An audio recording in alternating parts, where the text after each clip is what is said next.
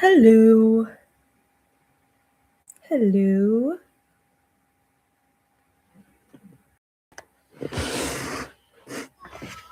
I believe everything will be very smooth now. I was speaking to myself and I didn't realize that I was speaking to myself. Also, thank God that I caught that because I was going and going and going before I realized that there were no responses. So let me just see your comments in the chat. We're going to do this, guys. We're going to do this. Today's content is too important. We're going to do this. So let me just see you in the chat. So without any further ado, let's get right into it. I think I know where I ended. So, what do you do when a person or a toxic environment or a certain environment is draining you? What do you do when a person or an environment is draining you? If you have not invited somebody, you are wrong. Bring your questions. Any questions I received today, I am answering them live. So have your questions ready, guys. Have your questions ready.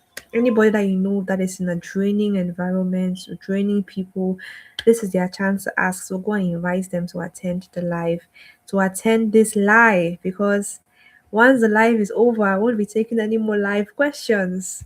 Okay, so what do you do? What do you do? So I was saying, but there's a specific kind of tiredness that sleep does not fix. You wake up, maybe you've had your 6 to 8 hours of sleep, and you still feel exhausted. You still feel exhausted. Before your feet even hit the ground, you feel like, ah, here we go again. Because you know what is waiting for you that day. It might be a place you have to go to for work, it might be a phone call you have to make. You're already sensing that dread. It might be a person you have to interact with. It might be a group that you have to go and be a part of again. So you're not tired because anything is physically wrong. You're tired because somewhere or maybe someone has been draining you little by little, has been draining you from your account of energy little by little. Maybe sometimes even for years that this has been going on, right? And nobody has taught you before that peace is a currency. Mm, I was just sharing this the other day in the Flourish Code, how there are some currencies that are more valuable than the currency of money. Your time, your attention, your energy. And in this case, your energy is peace. The energy is peace, right? Those are currencies that you cannot afford to joke with. You have a limited amount of these currencies. So, however you spend them must be justified. You do not have an indefinite amount of energy. You do not have an indefinite amount of attention. You do not have an indefinite amount of time. So, if you're going to spend them, they better be worth your expenditure. And if you're in an environment or with people who are gradually causing you to have a leak in those currencies, it's like having money and you're walking around, you don't realize that your wallet where you're storing the money is is draining, right? It's it has a hole. It has a hole that is just leaking. And that's what many of us do with our peace. We don't realize that we have a finite amount of energy. So we allow whoever or whatever to steal or to cause our peace to leak, to cause our energy to leak. And that is dangerous. So if there's one lesson that you should begin with is that you do not have an indefinite amount of energy. You do not have an indefinite amount of energy. There are currencies you must protect. There are currencies you must protect. So today is really about, I want to show you what's actually happening in your body and your spirit when this is happening, when you're in those situations that are draining you. I want to show you what is exactly is happening so that you know what to do, so that you know what to do next time. I'm going to give you three keys that you can use today to stop that draining. Guys, share the link with those who were on the live before. Let them come because it's getting hot. Share the link with those who are on the live, okay? Let nobody miss this. Let nobody miss this. I'm going to give you three keys. The first thing is to name the problem. Listen, you must always begin with naming what you are dealing with. You need to get precise. Vague pain is easy to dismiss, but precise pain is easier to solve. And listen, draining, that feeling of being drained. And I was talking about how there are some environments where you are in and you just feel like you have to perform, right? There are environments where you just feel like you have to perform to suit that environment. And then after you've left that environment, there's that sense of relief, like finally it's over. Or those people that you encounter that are always making a withdrawal from your accounts. They're never pouring back into your account, maybe with authentic connection with you. It's always, what can I get from this person? What can I get from you? And I was talking about how in our previous live sessions, we talked about how you can identify toxic behavior. And we're saying that don't always focus on the other person and say that person is the problem, that person is the problem. This is really a call to introspection for us to sometimes look within and say, hey, because all of us are on the spectrum of toxicity, on the spectrum of toxic behavior, right? Just to various degrees, and we're all growing, and the Lord is helping us. That's why we all need Christ. But today, I'm talking about the situation where you know what, you're not the problem, it's the other person. It's the other person who is the problem. It's the other person who is the problem. But and how do you deal with that? How do you manage it? How do you manage that relationship where every interaction with that person leaves you feeling small? Have you been in that kind of relationship where after you interact with this person, or whether it's romantic relationship or platonic relationship, right? This conversation is not just limited to romantic relationships, because I think that every time that we have this conversation, people think that we are talking about romantic relationships. There are those relationships where every interaction that you have just it leaves you feeling small. Like every time you interact with that person, you struggle with your self-esteem. You struggle with believing that you can amount to anything. Every time you interact with that person, you struggle with believing that God has a plan for your future. You just every time you interact with that person, you just feel less of yourself. Like you can't really achieve much. And this is impacting on your mental and emotional well-being. Sometimes even an environment, sometimes it's your job, your workplace, right? Sometimes even your church, if we're being honest. Listen, I've heard things. In my work at Secure Mentorship, you will not believe the kinds of places people sometimes find themselves in and the kind of treatments that they receive from some of these places. And listen, there's another one. Sometimes it's just your home. It's where you're living. Sometimes the environment is your family house and it is toxic. It is draining you mentally. It is draining the life out of you, right? Sometimes it just feels like the air itself is heavy. The air is heavy with mental draining. But there's something you need to understand, right?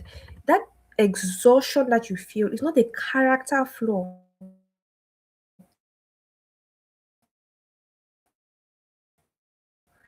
flaw. It is a signal that your body are not malfunctioning. Your mind and your body are not malfunctioning when they feel depleted around certain people or places. They are functioning just right. What they are doing is they are sending you an accurate signal that something in that interaction is costing you more than it is giving you. So I always teach, especially in the Flourish Code, that you have to approach your internal world with curiosity, not judgment. Many of us just internalize everything that happens. If something is happening wrong, we just say, oh, it's about me. I'm broken. I'm the kind of person, this is the way I am. I'm the one that is causing the problems. No. Look at it with curiosity. Look at it like you're gathering data and you want to make sense of the data. Okay. Curiosity. What is my body trying to communicate to me? What are my emotions trying to communicate to me? This exhaustion that I'm feeling, what is it trying to communicate to me? And the problem is that many of us were never taught how to read the signals of our emotions, the signals of our bodies, the signals of our minds. We were just taught to ignore it. We're taught to just override it. If you feel this kind of way, children of God don't feel this kind of way. You just have to pray it away, and go on, move on. That's why I said that I have to be careful who you take advice from, because many people are in toxic environments And the people that they go to take advice from tell them that, ah, just, just pray, it's okay. Or they'll say, um, just there's no phase of processing the emotion and validating the person's experience. It's just immediately to, what, no, as a child of God, or why am I always calling for the Christians? Or as a this, or no, we have to just move, or no, we have to. Do you recognize that phase of you grieving, of you being upset, of you being angry what is happening? It is part of your healing. It is part of how you deal with it. You need to be able to name that in this moment, this is what is happening to me, this is how I feel, and you give yourself the chance, the room to experience whatever emotion is coming up at that moment. So many of us are just taught to override it with things like, don't be dramatic. They mean well. That's just how they are. In the case of families, like, it's family. What will you do? Mango do and then we just keep showing up. We just keep showing up and we are withdrawing from ourselves, withdrawing from our limited currency, withdrawing and withdrawing and withdrawing. And eventually you're running on empty. And eventually that emptiness now spills into other areas of your life. So you now begin struggling in other areas of your lives. Maybe the issue is, maybe let's give an example of a family house. Then eventually you're struggling even at school. Eventually you're struggling in relationships because you are depleted. You are depleted. So let me talk about something. Let me tell you what research shows. I always like to to back whatever I'm saying with science, okay, and with the research and with evidence. Because what we're talking about is not just a spiritual thing. I know that a lot of my audience are spiritual people. There's also a lot of evidence to back this conversation. So one, there is something called emotional contagion. Emotional contagion. So there's a psychologist called Elaine Hartfield. Elaine Hartfield. And she has done research on emotional contagion. I say emotional contagion, I mean like how something can be contagious. Your emotions can also be contagious. Another person's emotions can be contagious. So you catch emotions, okay? You catch emotions. So that's why you have to be careful about your space. You catch emotions. Emotions are contagious. One person's emotion doesn't remain with them. It quietly spreads. If you not have emotional intelligence, that emotion will be contagious, will affect all of us. All of us there, all of us in interaction, all of us in the same space sometimes. That's where emotional intelligence comes up. So she did some research on emotional contagion and showed that we don't just witness other people's emotional states, we catch them. We don't just witness other people's emotional states, we catch them. Okay? Your nervous system unconsciously imitates, it mimics. Listen, your nervous system is like a mirror. There's something called the mirror neurons.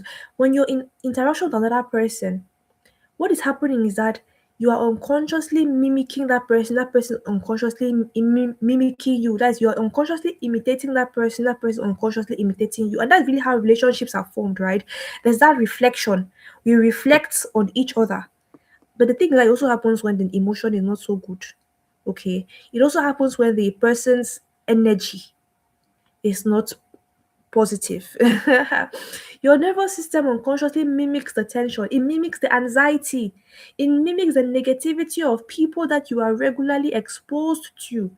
That's why 15 minutes with a certain person can leave you feeling anxious for the rest of the day, even if nothing bad, obviously bad, was said. Your mirror neurons, they did their job. You absorbed their emotional state. And this is a case for the argument on one of the activities, one of the challenges of the day in the Flourish Code. If you're not in the Flourish Code, I don't know. If you're not in the Flourish Code, just register for 2027 because I, you know I don't know how people are not in the Flourish Code are surviving right now. Register for 2027. One of the activities for this month for the Flourishers here is creating a playlist.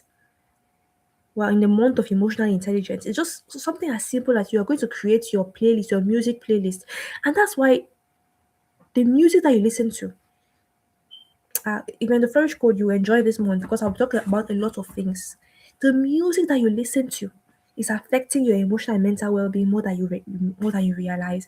The person might not even be saying anything, and this is the case.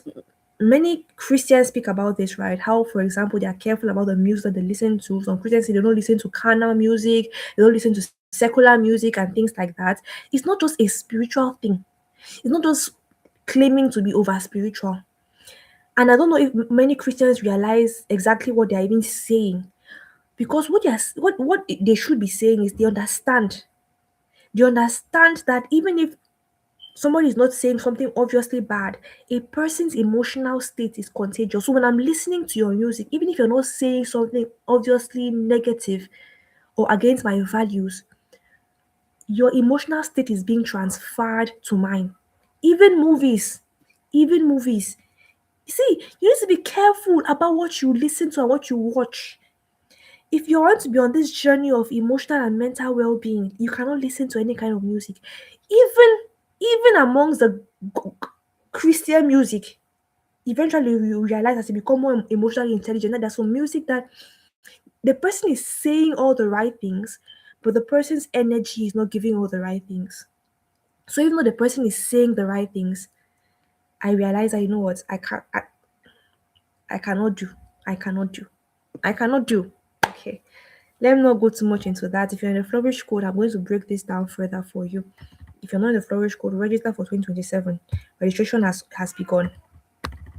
So that was the first thing that I want to talk about, the evidence that there's something called emotional contagion.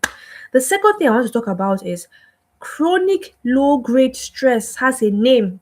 There is a level of stress that many of us are operating on, and we are not even aware of. Many of us are operating at there's a level of stress, there's this background of stress in our lives, and we're not even aware that we are constantly stressed. We're just normal. It has just become part of your everyday life to be constantly stressed. Chronic stress.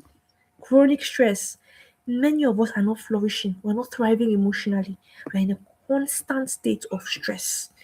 We're in a constant state of stress and we have never named it.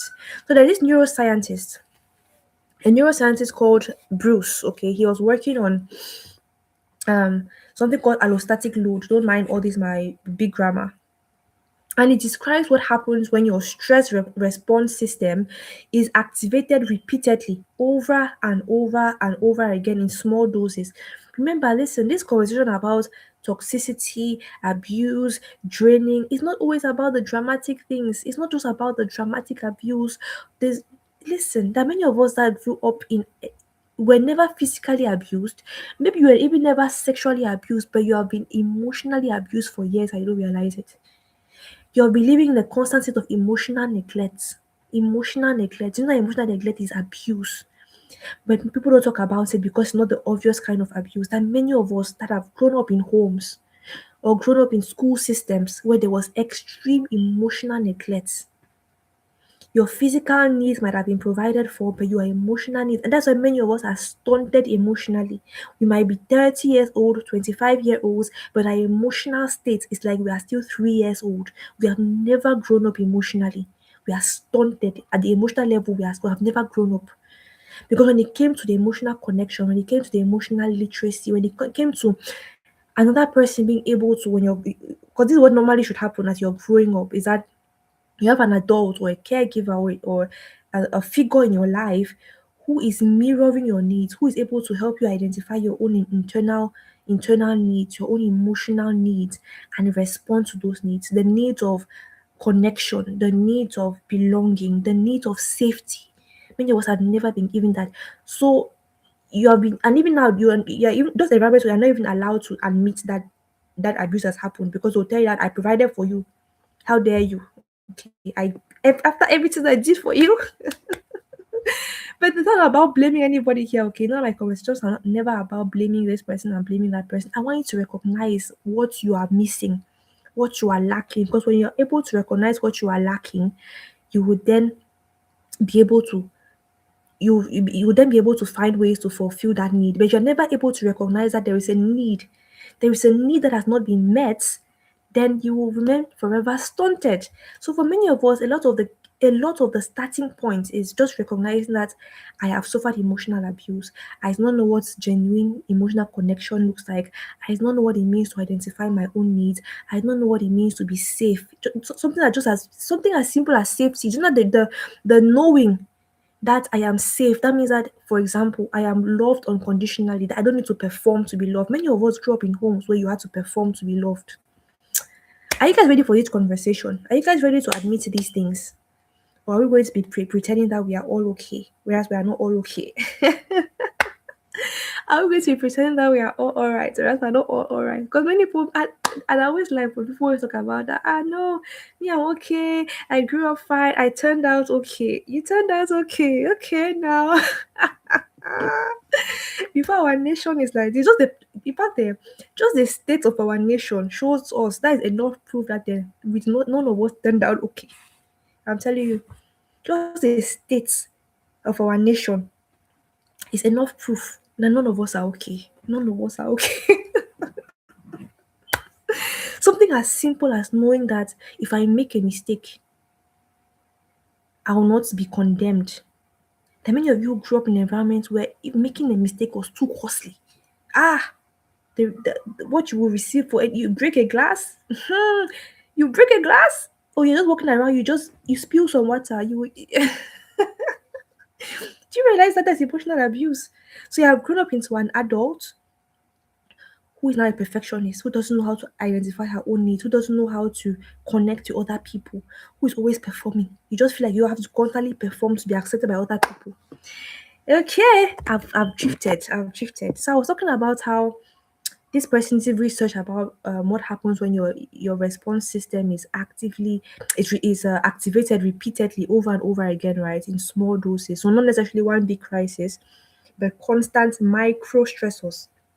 So maybe a draining person, a draining environment here and there. Over time, it wears you down. It wears down your body's ability to regulate itself. It begins to affect your sleep. It begins to affect your immunity. It begins to affect even your memory, right? It's not an earthquake kind of thing, but it's just a few small, how they call lands. You see landslide. What was that term in geography? Is it tremor? Like the ground shakes a little bit here, a little bit there. So when you see that a person is draining me, you're not being dramatic. You're not wrong for admitting that your interaction with a particular person or a particular environment is draining. You have every right to say it's okay. That fog that you feel in your mind, that irritability after encountering that person is genuine, it's legitimate. Okay. But knowing why this happens is not enough. Okay. So let me give you an example in the scriptures. If I give you the three keys that can really help. I hope that you guys are with me. Are you guys with me? Let me know if you're with me. I'll just give an example of somebody in the Bible. If you're with me, let me just see your comments in the chat. So let's talk about Elijah. Let's talk about Elijah. Okay. And again, if you have any questions, please feel free to share your questions. This was originally designed to be a Q&A. So anybody who brings a live question, I'm answering your question here. So you guys, everybody knows Elijah. Who doesn't know Elijah? Right? Who doesn't know Elijah? Elijah has come in the story, right? He has just experienced one of the greatest spiritual victories of his life. You guys know the story now. Fire fell from heaven. Is Elijah one man versus 450 false prophets. He has proved publicly and undeniably that his God is the true God. And then this is what happens. One woman sends a message, Jezebel. Jezebel sends a message and says that by this time tomorrow, I will have you dead like the prophets that you killed. Elijah was like, this is someone that has just called fire down from heaven. But in one moment, one toxic voice, even after his mountaintop experience, all he needed was just one toxic voice, one toxic person, Jezebel, the epitome of toxicity. One toxic voice, one threat, and Elijah begins to run. He runs into the wilderness. He goes and sits under a tree, and then he begins to say, God, take my life. I have had enough. Depression, instant depression. Even just a few hours ago, the time frame between these two events is not up to one day. It's a matter of hours. It's a matter of hours. So listen to me. Elijah, it's not that Elijah was weak. Because a lot of us think that we're just weak when we struggle when we struggle. It's not about weakness. Elijah is not weak. He was depleted. Many of us are depleted. Many of us are operating from, You know how you have a battery that is low? When you're also operating from an empty battery, like when your phone battery dies, right, or your battery is low. Many of us, our batteries are low. So it's not that we are weak people or bad people. We are just depleted people. We are depleted. We have been drained and drained and drained. This is a man of God, oh, full of power. Ah, Almighty Elijah, and in no moment, but listen to what God does. God does not rebuke him. God does not rebuke him. God does not say, Elijah, pray. Get on your knees and pray harder. God does not quote him a verse. God does not quote him a verse and say, by faith has done this, faith has done that. Kini kong, like my Nigerian friends will say. This is what God says. God says, get up and eat. And then he lay down. God said this twice. Sleep and then food. before before any advice, any counsel, before any saying of no, even though a person is toxic, all this kind of advice. Listen, I'm not saying there's anything wrong with advising a person to still love a toxic person, but we have to be very careful about the advice that we give and even the advice that we receive. If you're the person in that kind of toxic situation, you're dealing with a toxic person, a person that's draining you, wherever it may be careful about the advice that you receive, okay? Because if you skip steps in this process, don't just receive advice from anybody or anywhere about things like this. Because that little things, it might sound spiritual, the advice, the counsel might sound spiritual, but when you skip process, when you don't understand mechanisms behind things, you're going to cause trouble. So God attended to Elijah's body, right? God understood that what was happening was depletion. It was not a faith problem, it was a depletion problem. And then after he had eaten and he had slept, then God spoke to him. God spoke to him. God spoke. God did not speak in the. This is where the popular passage of scripture that God is not in the was not in the earthquake. God was not in the fire. God was in the still, quiet voice. God spoke to him in a whisper. God spoke to him in a whisper. So this is a profound, this is really, really profound. After everything that has drained you, God does not meet you with more noise. After all the toxic voices, the difficult situation, God does not meet you with more noise. God doesn't come and add another no noise in your in your ears. God meets you in the quiet. God meets you in the quiet because that is the only place a depleted soul can actually receive anything. There are many of you that have to you have to just go and sit with God. In there's some matters like this when it concerns draining. You just go and sit with God and drown out all the multiple voices that you are listening to. God spoke to him in the whisper. And then God gave Elijah something practical. God gave him a plan, gave him a successor, and gave him knowledge. Knowledge that he is not alone. Elijah believed that he was alone in all of this. God reminded him that he's not alone. And that's the pattern when it comes to this, what to do when you're what to do when you're dealing with that person that is draining you, an environment that is draining you. God has given us a blueprint in the scriptures. This is the pattern. Let me explain it to you. One, withdrawal. You need to withdraw. You need to withdraw and silence out the voices. That voice that make you feel small, that person that is draining you, make you feel like you have to first of all find a way to separate and get to a place where that voice is not there. Is you're not going to handle it in the heat of the toxicity coming to you from every direction. You have to withdraw. You have to withdraw before you strategize. Withdraw first. That's one. Two, you have to restore. You must restore yourself physically. You must restore yourself even spiritually. All the draining, you have to get to a place where you're able to away from that toxicity, even if it's you creating a small bubble somewhere, and you restore yourself, you refill, you charge up, recharge. Yes, that's the word. You recharge, both physically and spiritually. If you have to eat, you have to sleep just to get rested, to get your mind back in the game. And spiritually, spend time with God, spend time in worship, spend time in the Word of God, right? The third thing, listen. Listen, you're listening for the quiet. Sometimes and many times that we know what we do, but we're not giving ourselves the quietude to hear it. And I was talking about in the Flourish Code, we're going to be doing a lot of emotional intelligence this week. And once you understand emotional intelligence, listen to me, you're going to enjoy your relationship with God. There are many of you that are here. How do I hear God? How do I hear God? Like it's one very, very complex. It's not complex like that. So you're looking for what is not missing. It's not complex like that. You're not hearing God. God is speaking. You're not hearing God because of all this toxicity, draining, all these voices in your head, all this. That's why. The moment you calm down, That's why we talk about peace. One of the webinars this month is peace as a skill. Don't miss it. If you're a flourisher, I'm telling you, I beg. Don't miss our webinars this month. Don't miss our course, Emotional Intelligence 101. Once you begin to calm down inside you, I'm not talking about being a quiet person. No. There are many quiet people, introverts, that your internal world is upside down. The chaos. Because many people have the think, oh, I'm an introvert. It's not, you're not fooling anybody.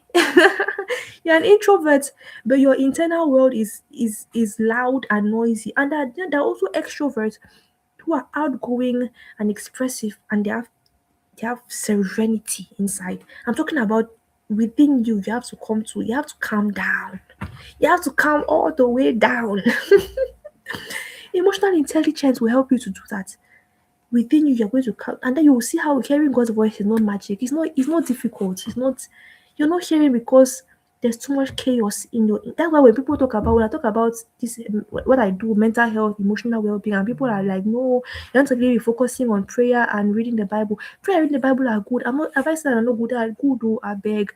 I'm a Christian. I love the Lord. I love the Lord. I spend time in the Word of God every day. But when God raises people like me, that let's teach about emotional well-being, let's teach about mental well-being, and people are saying, oh no, no, that one is not important, that is which one, people are bringing Western things. I'm just smiling. I don't say, see this one. Ignorance. Now you'll be struggling in your spiritual life until you finally come and learn the emotional intelligence before your spiritual life will start to make sense. And then the last phase of the pattern is restructure. So you withdraw, you restore, you listen, and then you restructure. Because the environment had to change even for Elijah, not just the mindset. I'll talk a lot about mindset, but let's say it's not all about, you don't just work on your mindset. After you work on your mindset, you then work on the environment around you. You then work on the environment around you. Are we together? Are you guys getting these things? Are you guys getting these things? The moment I understood what the things I'm sharing here, my life changed. My life changed. My life changed. See, when you're on these YouTube lives, if you're a flourisher, you better have your paper and your pen. Oh. It's not here. This is part of your curriculum. This is part of your curriculum.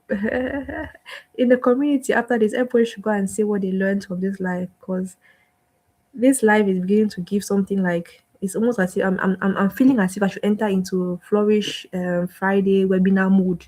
You know, the way I'm here is not the way I'm with you guys in the Flourish code. I'll meet you guys in the Flourish code. Yeah, I'm coming and here I'm laughing and smiling. Flourish code, I'll meet you. Okay, so I'm going to share three keys. Three keys. What to do when a personal environment is draining you. Three keys, okay? Well, I've talked about some of them already, but I'm just going to expatiate a little. We don't have too much time, so I'm going to hurry. The first key is name the exchange rates. What do I mean by name the exchange rates? Because listen, all in this whole thing is an exchange. This person is draining me, that person. You are exchanging something for something. Oh. You're giving your peace, you're giving your energy in exchange for whatever bass boost that person is giving you. There's an exchange going on. Every relationship, every environment has an exchange rate. What it costs you versus what it gives you. Most draining relationships survive because we've never done the calculation. So ask yourself honestly, after time with this person or after time in this place, am I more myself or am I less myself? That single question will expose 90% of what is draining you. Many of you are not even aware of what is draining you. That's part of emotional intelligence. You have to be aware. After the interaction with the person, after an interaction with the place, you have to be aware that, how do I feel after this interaction? How do I feel in this space? So that you step into a room and you realize that the atmosphere, nobody has said anything, but you can sense the atmosphere. It's not a mystical thing. It's emotional contagion. You can sense it, but will you be sensitive enough? Do you guys begin to see how emotional intelligence is related to spiritual sensitivity? You cannot succeed in your spiritual life if you're not emotional intelligence. Quote me anywhere. You cannot. You cannot succeed in your spiritual life. You will forever struggle in your spiritual life. See, many of you, if you're in the flourish code, if you've done the work of June well, you will see that even your spiritual life begins to make more sense. That struggling that you're struggling with, having quiet time with God, you know how many of you have been struggling. You guys don't need to tell me, I know. when I see a person that is struggling with discipline, we will first of all show your spiritual life.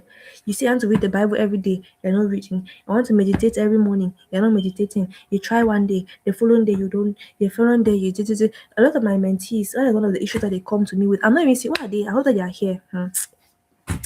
When the next time a mentee comes to me and says that, "Oh, I'm struggling with my quiet time, I want to meditate, but I'm not able to meditate," I'll say, "Have you done the work of of discipline that we have done in the Flourish Code in June?" You cannot see that way until you deal with some things. You should ever struggle with your spiritual life. I'm telling you. Even just here, I've talked about it now. Let me go ahead. Number two, the second key, and I've explained it before, withdraw before you decide, right? Elijah didn't make a decision while standing in front of Jezebel. Elijah didn't make a single decision standing in front of Jezebel's threat. He withdrew first. Big decisions, right? Like for example, there's some of it that it will go to the extent where you have to leave some environments there. There's some environment that you have to leave. There's some people that you have to cut off and say, I cannot do. I cannot do. My destiny is too important for me to be spending my limited attention, my limited peace on trying on being back and forth with you. There's some people that you have to just say I cannot. You separate yourself from that relationship. There's some environments that you have to leave. There's some toxic dynamics that you have to confront. But you don't make those decisions when you're in a depleted state. You go and recharge first. You go and recharge first. Even though you'll be making reactive decisions, you'll be making passive decisions. So you have to create distance first, and then you're going to decide secondly. Are we together? We're almost rounding off. We're almost rounding off. So the third key is to protect the whisper. Are we together?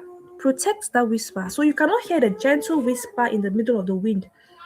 You cannot hear it in the middle of the earthquake or the middle of the fire. If your life has zero quiet, there are many of you that you say that.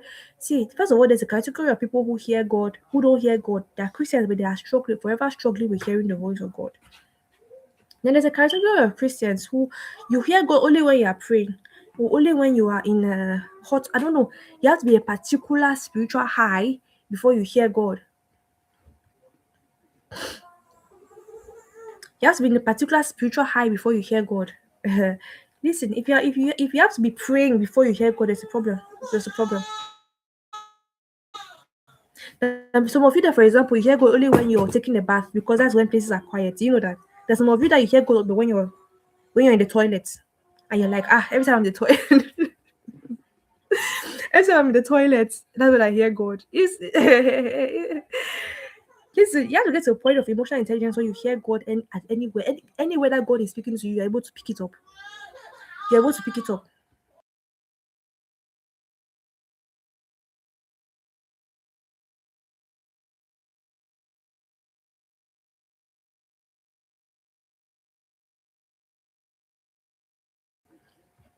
You have to get to a state of emotional intelligence where anywhere that you are, if you can only hear God only at particular times, some of you hear God only when maybe you're praying in church. There's a problem. It's an emotional intelligence problem. It's an emotional intelligence problem. You hear God when your inner world is quiet. That's when you hear God. If there's chaos inside you, you're not here. So when you grow in emotional intelligence, you're able to maintain that state of peace and quiet within, no matter what is happening without. So even when things are chaotic outside, you're still able to hear God. Are we together? You guys should let me know if we're together. You guys should let me know if we're together. So you have to protect the whisper.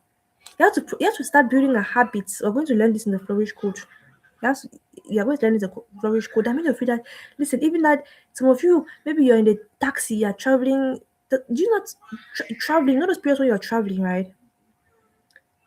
None of you are always using it to be here, putting on earphones, listening to this, listening to that. There's never a moment in your life where places are just quiet. Think about it. There's never a moment of your day when things are just quiet. You're hearing this, you're hearing that, you're hearing this, you're traveling, you want this opportunity to catch up on someone that is not listening to catch up on that. There's never any moment of quiet. Never any moment of quiet. You say you think they are maximizing your time. So let me be traveling and be catching up on this. There's some moments that when you're traveling, for example, those long journeys that you just have to just don't listen. Even that one day pass now you're listening back to sermon. Wait first. Wait first. Sometimes, yeah, many of you are constantly listening to having so many voices in your head that you're listening to someone, but God is not. You're not able to hear the voice of God because you always spend your time listening to sermons, listen to that person, listen to that person, listen to that person. Sometimes music. Sometimes just pause that one first. Just and I'm using an example of when you're traveling a long distance because for me it's such a precious moment when I'm traveling. And this year I've been traveling a lot because where I school is not where my family is. So I've been doing a lot of traveling back and forth. And rare are the moments when I'm earphones watching something. Let me catch up. But no, I use my traveling. I love it. I use my traveling to just be in the quiet, to just sit and have and be bored. Allow yourself to get bored. Allow yourself to get. Anyway, we're going to come into this. If you're not in the flourish code, why? Because these things, I can't go into them deep here. I can't go into them deeply here. I can't go into them deeply here. Okay, guys, I've mentioned some of the highlights, right? And that these things are going to help you. But sometimes you're in an environment where you can't just leave. Because I've talked about sometimes you have to leave, sometimes you have to separate yourself. But what do you do when you're sincerely in an environment where you can't leave? For example, the person draining you is someone that you cannot simply withdraw from. Maybe it's your parents. Maybe it's your spouse, the person that you're married to, the person that maybe it's your boss, maybe it's your pastor, maybe it's your pastor. Or the draining place is somewhere that you still have to show up every single day. Maybe it's your workplace. Are you just going to wake up and say, I quit care? Maybe you've even tried boundaries. You have tried boundaries before and it's not work, it's not hold, right? Because nobody has really taught you how to do this thing called boundaries. And this is coming up in the Flourish Code in the month of August. I'm excited. Okay. Or maybe sometimes the depletion has gone so long that I started feeling like it's your personality. Some of you are in a chronic state of depletion, of stress, of draining, and you have adopted it as your personality. This is just the way I am. This is just the way you are. Where that is just the way I am. So sometimes the separation is not easy. I talk about the withdrawing, I talk about the separation, but sometimes you just can't leave. It's a relationship that you just can't say, okay, I'm walking away. There's some situations where you cannot just say I'm quitting. You have to be there, you have to show up to that place every day, you have to interact with that person all the time. So what do you do then? And that's why I created the course How to Flourish Even in a Toxic Environment and with Toxic People. Because sometimes you can't leave. You gotta deal with it. You gotta deal with it. So if you're here and you are not, listen, if you're a flourisher, if you're here and you're in the flourish code, this is totally free for you. This particular course is free for flourishers. But if you're not a flourisher, then make sure to register for this course. A team member is going to leave the contact details for how you can register. Just message the team and you can register. Message the team and you can register, right? Because there's some environments that you can't just leave. There's some environments where you can't just leave. Okay, I've just left the contact. And if you have to sign up for this course, please do. This course is going to be holding at the end of this month on the 30th to the 31st. Listen, if you're a flourisher, you're going to have serious problems with me if you're not inviting somebody for this course. I'm telling you, you're going to have serious problems with me personally. If you want to attend this course without inviting somebody, how? How now? That's not how we do things here. That's not how we do things in the Flourish School. There are many people who are in these situations of dealing with abuse. Sometimes abuse, the toxicity is outright abuse and not knowing what to do, not knowing how to navigate that situation, not knowing how to leave, not knowing what do I do. If it's my boss, what do I do? Do I just wake up and leave? If it's my parents, what do I do? Do I just wake up and say I cut you off? How do I handle that? How do I navigate those kind of things? So if you're in the Flourish Code, you have a responsibility to bring at least 5 people to tell people that listen, come and learn, come and learn, come and learn, come and learn.